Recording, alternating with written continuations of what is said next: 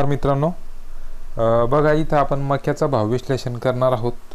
खुशखबरी थंबनेलला जे तुम्ही वाचलं ते नक्की मित्रांनो, ते सांगतो मी तुम्हाला. ठीक आहे. तर खुशखबरीबद्दल जर सांगायचं झालं सर्वप्रथम तर मित्रांनो, डिमांड वाढताना दिसते मक्याची. ठीक आहे. ते का वाढताना दिसते, आकडे काय सांगताय हे सर्व मी तुम्हाला आता सांगतो. ठीक आहे. 3% घट झाली मित्रांनो मागच्या उत्पादन महिन्यापर्यंत. म्हणजे कसा 2023चा जो आतापर्यंतचा महिना होता, 2023चा जो ऑगस्ट महिना होता, ठीक आहे, 2023चा स्क्रीनवर पाहतो मी, 2023चा ऑगस्टचा महिना जो होता आणि आता 2024चा जो ऑगस्टचा महिना आहे, ठीक आहे. तर यांच्यामध्ये जे काय घट झाली उत्पादनाची ऑगस्टपासून ते 2024च्या ऑगस्टपर्यंत, 2023च्या ऑगस्टपर्यंत जो मक्का मार्केटमध्ये राहत होता त्याच्या तुलनेमध्ये 3% मक्का. आता तुम्ही म्हणाल 3% काय फरक पडतो 3%ने? मित्रांनो, हे जागतिक आहे आणि जागतिक मक्याच्या उत्पादनामध्ये जर 3%ची घट येते तर ते भारतात जवळपास 10 ते 15%ची घट राहू शकते. ठीक आहे. भारतासारख्या जर भारताच्या मक्यामध्ये जर आपण बघायचं झालं तर ते मी तुम्हाला सांगणारच आहे. ठीक आहे. आता 3 वर्षाच्या तुलनेत जर कधी बघितलं आपण तर इंडस्ट्रीयल यूज जो आहे मित्रांनो तो सुद्धा वाढलेला आहे. इंडस्ट्रीयल यूज म्हणजे काय? जसं की इथेनॉल ब्लेंडिंग झाली, इथेनॉल बनवता त्याचं ते माहितीच आहे तुम्हाला. त्याच्यानंतर पोल्ट्री फार्ममध्ये जो काय लागतो मक्याचा, आपण जो काय फीड बनवतो त्यांच्यासाठी, ते सुद्धा तिथं लागतो. तर तिथंसुद्धा त्याचा वापर जो आहे तो 4 ते 5% वाढलेला आहे. ठीक आहे. आता बघा, मी तुम्हाला ती टक्केवारी पूर्ण आपण काढणार आहे तर तितक्या टक्केवारीचा भाव वाढण्याचा चान्सेस बनत आहे. ठीक आहे. त्याच्यानंतर सर्वात महत्त्वाचा पॉईंट जो आहे एक्सपोर्ट जो आहे मित्रांनो, मागच्या तुलनेत म्हणजे जे म्हणतोय मी ते मागच्या वर्षाच्या तुलनेत. ठीक आहे. तर मागच्या वर्षाच्या तुलनेत जे मित्रांनो एक्सपोर्ट कमी झालेला आहे आपला, परंतु इम्पोर्टमध्ये सुद्धा 10%ची घट आलेली. आता हे समजून घेण्याचा पॉईंट आहे, एक्सपोर्ट काय तर कमी झालेला आहे, एक्सपोर्ट कमी. ठीक आहे. परंतु इम्पोर्ट म्हणजे आयात. ठीक आहे. तर आयातीमध्ये सुद्धा 10%ची घट आलेली मित्रांनो, हे लक्षात घ्या. 3%चं उत्पादनात घट झाली. इंडस्ट्रीयल यूज म्हणजे जो उद्योगीकरणासाठी जो मका लागतो त्याच्यामध्ये 5 ते 6%ची वाढ, उत्पादनात 3%ची घट, इम्पोर्ट 10%मध्ये घट. तर हे सगळे तिघही ह्या जबरदस्त मार्केटचे संकेत देत आहे मित्रांनो. ठीक आहे. मी तुम्हाला मक्याचा भाव काय राहील ही मी व्हिडिओच्या शेवटी सांगणारच आहे. जसं आपण विश्लेषण झाल्यानंतर मक्याचा प्रत्येक पिकाचा भाव सांगत असतो, तो भाव आपण पाहणारच आहे, तर ते लक्ष द्या. ठीक आहे.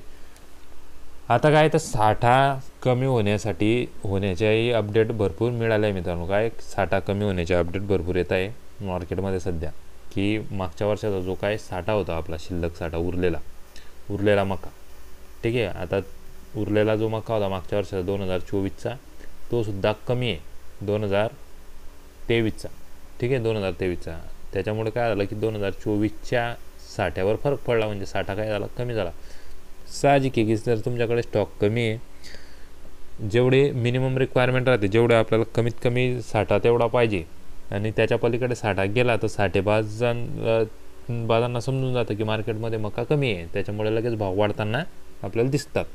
आता भारताचा जर विचार केला मित्रांनो तर भारताचा एरिया जो आहे ना तो थोडासा वाढलेला आहे. किती वाढलेला आहे तर तो लगभग वाढलेला आहे. आता मागच्या वर्षी जर बघितलं तुम्ही तर 82.86 होता. ठीक आहे.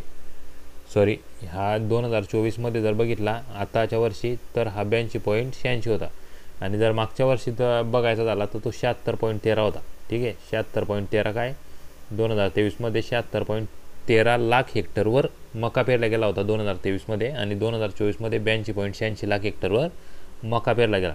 म्हणजे थोडक्यात तुम्हाला कितीचं हे वाढताना दिसतंय, कमीत कमी 6 लाख हेक्टरने क्षेत्र मक्याचं वाढलेलं आहे भारतामध्ये. ठीक आहे. जर बघायचं झालं तर आता हे का वाढलेलं आहे तेही मी तुम्हाला सांगणार आहे पुढे.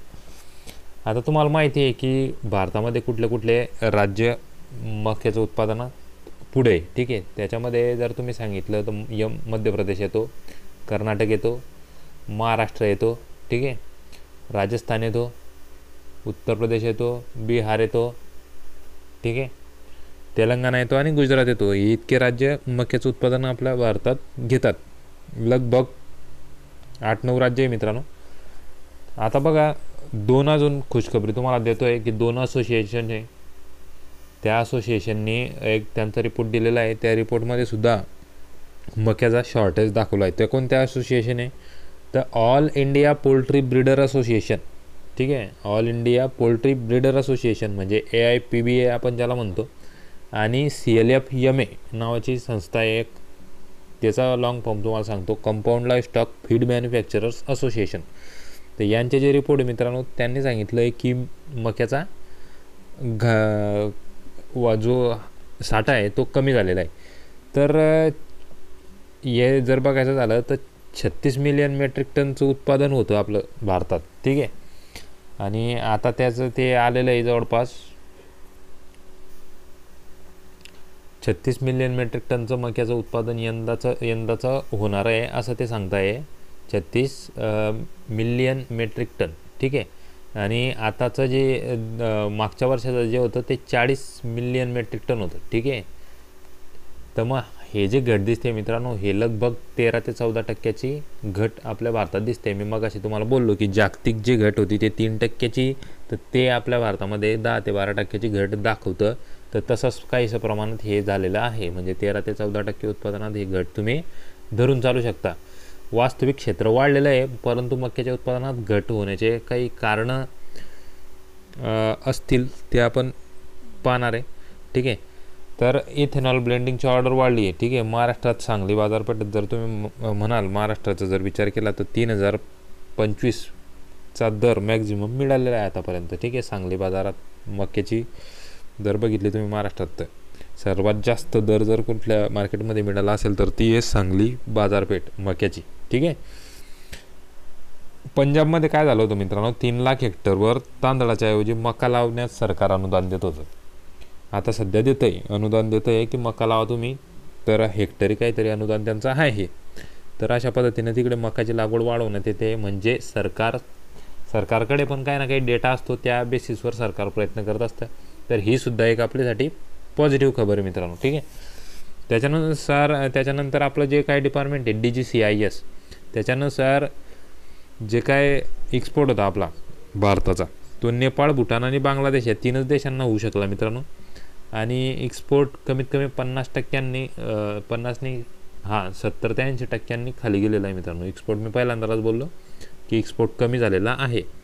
तो कमी म्हणजे 70 ते 80% इतका कमी झालेला आहे, म्हणजे खूप कमी झालेला आहे. आपण जो मका आहे आता तो युक्रेन, साऊथ आफ्रिका आणि म्यानमार यांच्याकडूनच घेतो आहे सध्या. हे 3च देशांकडून घेतो आहे. युक्रेन तर सध्या समजा युद्धाच्याच याच्यामध्ये ते अडकलेलं आहे, तर आता युक्रेन सध्याच्या ऑप्शनसाठी नाही आहे, पण साऊथ आफ्रिका आणि म्यानमारकडून आपण घेतो आहे मका. आणि त्याचा इम्पोर्टही बराचसा घटलेला आहे, त्याच्यामुळे बाकीच्या गोष्टी मी तुम्हाला डिस्कस केलेल्याच आहे. तर आता मेन पॉईंटकडे वळू आपण. भविष्यातला जो दर मक्याला मिळणार आहे मित्रांनो, जो दर राहणार आहे तो मी तुम्हाला थोडक्यात सांगतो. आता जर मार्केट बघितलं तुम्ही तर 2400 ते 2500च्या अराऊंड फिरतं आहे मार्केट, बरोबर. 2400 ते 2500च्या अराऊंड मार्केट फिरतं आहे एक सर्वसाधारण जर ॲव्हरेज काढलं तर. आणि आपल्या जे काय संशोधन आहे त्या संशोधनाच्यानुसार जर सांगायचं झालं तर मक्याची किंमत लवकरच मित्रांनो 2800 ते 3000 रुपयापर्यंत जाते. तिथे 2800 ते 3000 जाण्यास हरकत नाही. मक्याच्या किमती 2800 ते 3000. व्हिडिओ सेव्ह करून ठेवा मित्रांनो.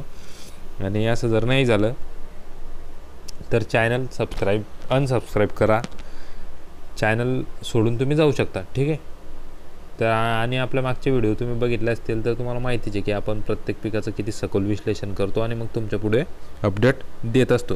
त्याच्यामुळे मित्रांनो, जिथं कुठं तुम्हाला शेअर करूशी वाटला व्हिडिओ तर आवडला असेल तर लाईक, कमेंट, सबस्क्राईब आणि शेअर करायला विसरू नका. तोपर्यंत काळजी घ्या तुमची स्वतःची आणि देशाची सुद्धा. धन्यवाद.